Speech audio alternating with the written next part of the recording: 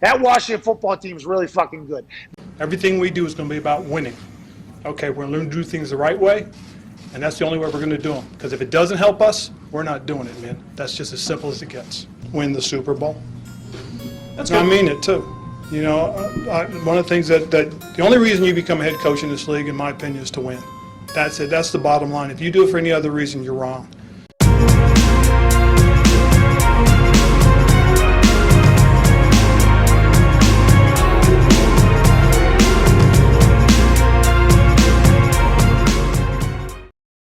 Hey, Washington football fans, welcome back.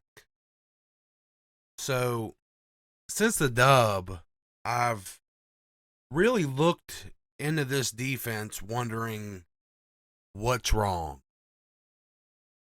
But before I get into that, why don't you guys do me a little favor and hit that like button and subscribe before I get into that? Did you guys do that? Take care of that for me? Thanks. So, I've been screaming and crying about our linebackers, since the end of last season.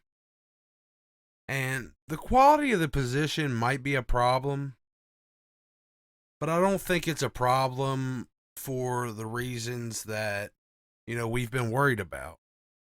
We might need some personnel adjustments through trades, free agency, whatever.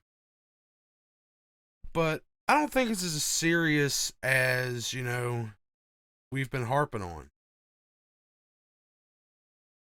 We've been looking at this defense entirely wrong. We're expecting a 4-3 attacking, high sack, constant pressure defense. And that's where we're starting, but that's not the goal. We aren't listening to the coaches. The coaches are preaching position flex. On the defensive side of the ball, that's mostly been targeted in the secondary. We've got a free safety that can play the slot and Bobby McCain. Kendall Fuller that can play outside corner, slot corner, free safety. A strong safety that can play the slot and, free safety too, and Cameron Curl. A strong safety that can flex into linebacker or nickel back and Landon Collins. We drafted a 6'3", 210-pound outside cornerback that could possibly flex, into strong safety, weak side linebacker, free safety maybe even, with Ben St. Juice. And we also drafted a 6'3", 235-pound linebacker in the first round that runs as fast as a corner, is a sure tackler, and, looked like a pretty good playmaker in coverage. Jamin Davis. We capped that with, William Jackson III that can man up anywhere on the field once he gets acclimated. A lot of flexibility. The flex is just as important in the second string so we can stay, functional in the face of injury. Jimmy Moreland lost his job to Torrey McTyer because Torrey can flex from, the slot to the outside.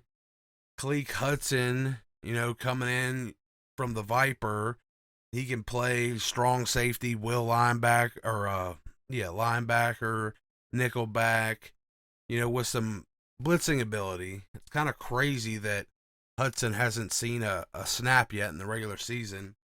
We drafted Derek Forrest that played slot, strong safety, and free safety pretty well in college. DeShazier Everett got, his roster spot ahead of Jeremy Reeves that played really good last year because Everett has cornerback, free safety, and strong safety experience. All these players are important pieces to the scheme Ron and Jack are trying to install. And it's a way more modern scheme than any of us were expecting. This panic is kind of all our faults. and not really warranted at all. Sure, Ron and Jack might seem, to be frustrated, and maybe they are frustrated with some of the execution out of the gate, but all this is going according to plan. We knew that they played a heavy amount of nickel last season. Myself and some other fans thought they might be, just trying to cover up our weaknesses at the linebacker position.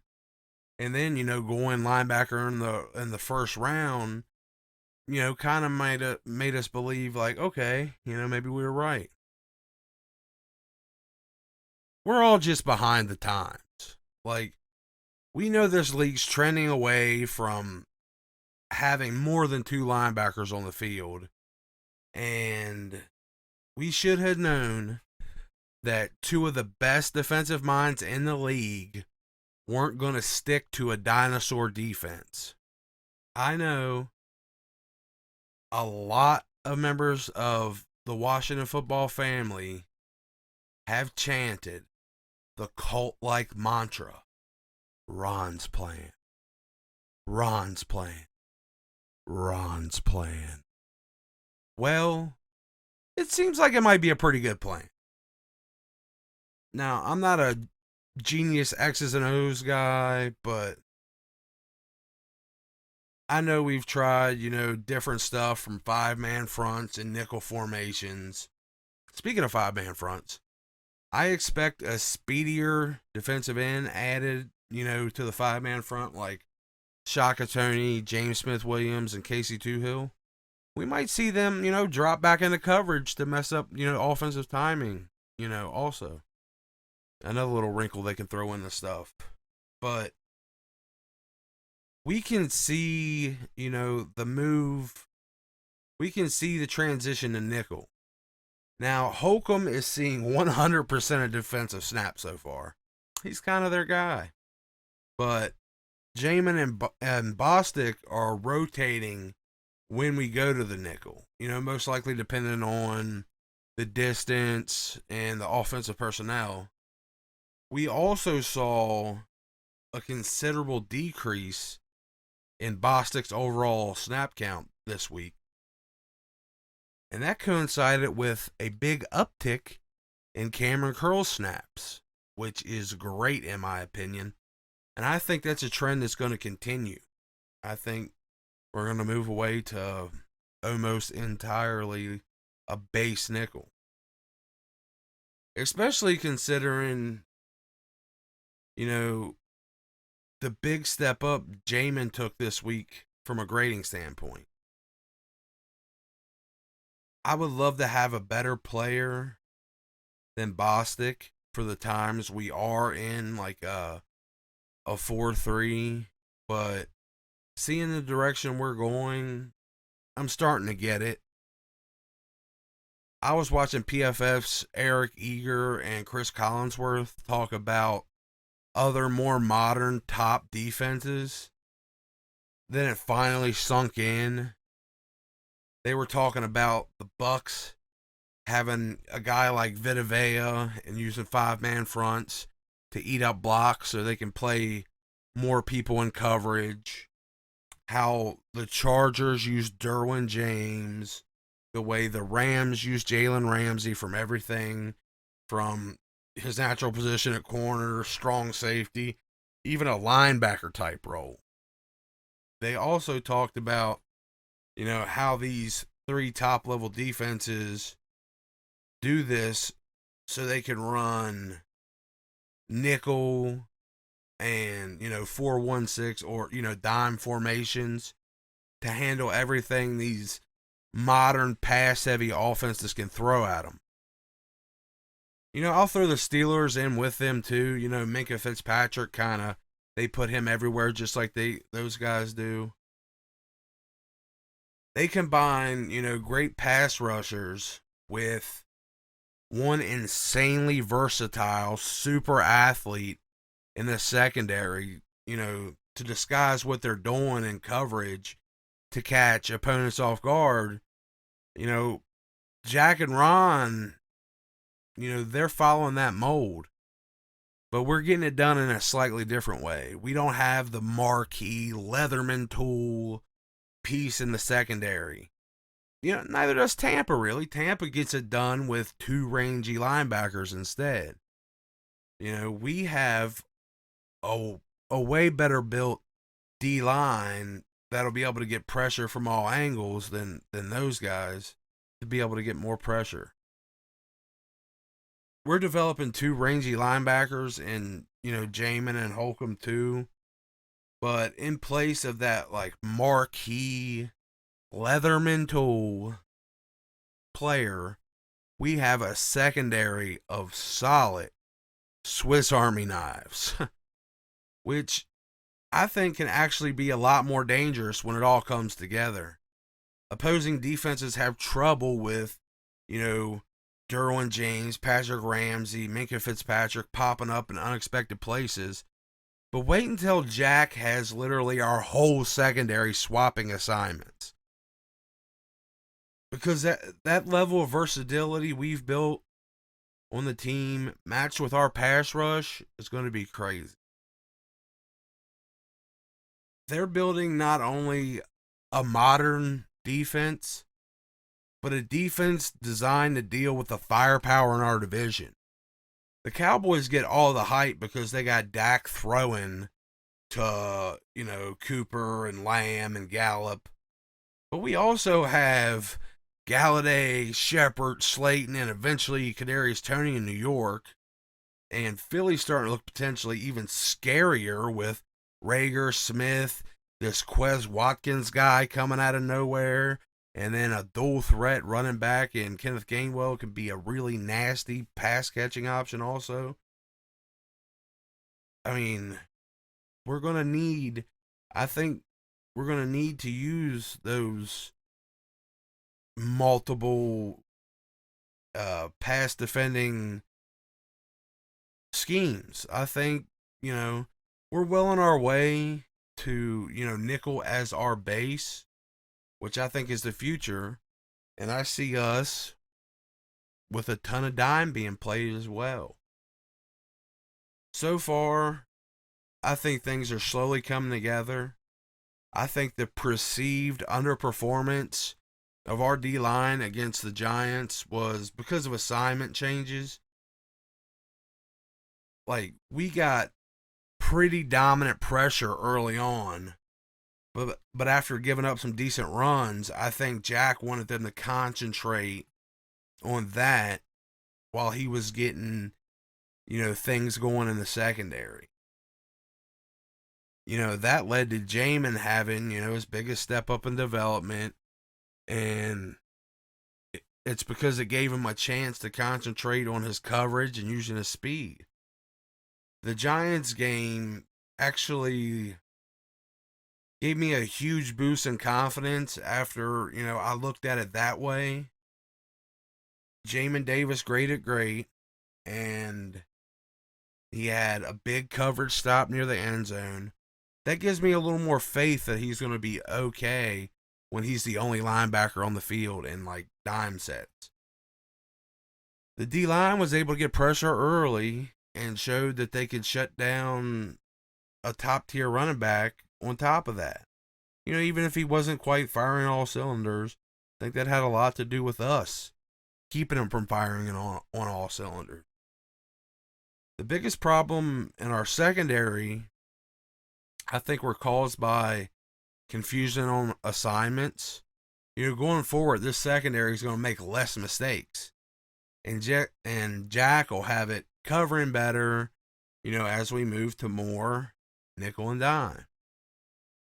Better coverage is going to lead to easy pressure, and easy pressure becomes consistent pressure.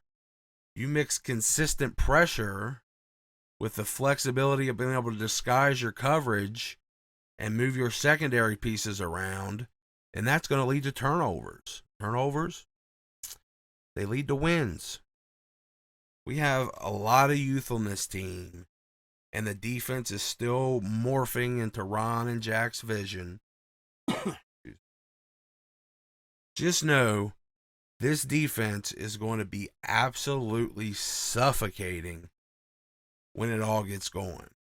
I think we might still need some slight personnel tweaks for this unit to reach its peak, but its current form is still going to dominate once, the players settle in.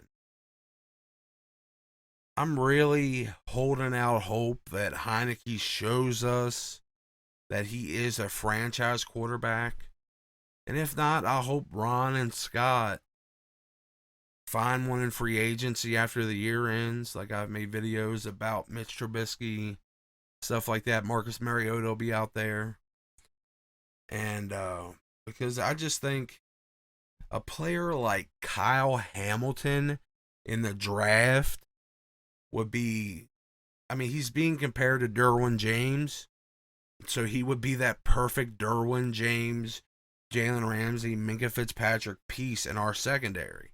There's corners in the draft too that would really lock it down. That's a real long shot for Kyle Hamilton, being that he'll most likely be a top 10, if not top 5 pick, but a guy can dream. I'm going to be watching the coverage abilities and 40 times of all these big safety cornerback players to see if we can steal a guy later like Sterling Weatherford, Bubba Bolden, Isaiah Pola Mao, not sure. This next draft is loaded with linebackers, safeties, cornerbacks, and D linemen. But the quarterback class is looking pretty bad right now. Everybody's going to be crying and screaming for quarterbacks. And I honestly think this is possibly the worst year in a while to go quarterback in the first round. Now, I think there's some talent later on. I still think this class is pretty well spread out as far as quarterback talent. But, man, the top guys are not, high first round pick worthy. Especially if you're going to trade away multiple picks to get a guy. Like, nah, just wait around and grab Ritter or Dominic Rodgers-Cromartie or something, or Dorian Thompson-Robinson. I'm sorry, but yeah, have faith, guys. It's gonna be great when it gets where it's going, and I'm gonna wrap it up there. I'll be back tomorrow to talk about why I think this defense is gonna start clicking, and why I think it might shock the Bills next week. Subscribe if you want to catch that video too. Got a couple little statistics I saw that, it speaks favorably to that matchup. But yeah, I'll have that up tomorrow. Like I said, hit that subscribe so you can see that. Like and comment down below. Share the video. And if you guys watch this long, I love y'all. Peace.